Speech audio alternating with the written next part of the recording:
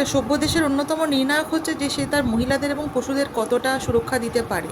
আমি আপাতত আমার গোটা দেশ ভারতবর্ষের সম্পর্কে বলছি না, শুধুমাত্র আমার রাজ্য পশ্চিমবঙ্গের কথা বলছি, যেখানে মহিলা এবং পশু কেউই সুরক্ষিত নয়। উত্তর অ্যানিমাল ক্রুয়েলটি কেসেস বাড়ছে, উত্তর মহিলাদের লাঞ্ছনা, অপমান, মারধর এবং রেপ একদম জলভাতের মতো হয়ে গেছে। আজকের দিনের ঘটনাটা ভাবুন তো, আরজি করের ঘটনাটা এখনও আমরা এটা নিয়ে লড়ে উঠতে পারছি না। তার মধ্যে আরেকটি মহিলা, সে প্রাণী হোক, সে যদি ভয়েসলেস হোক, কিন্তু স্ত্রীয়তাটা প্রাণ।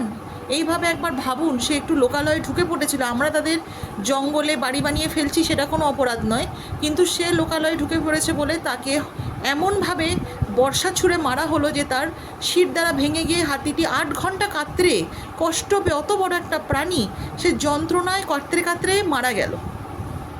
কোনো হেল্প, রেস্কিউ, কোনো রকম মেডিকেল টিম কেউ এসে ওকে একটু সাহায্য করেনি।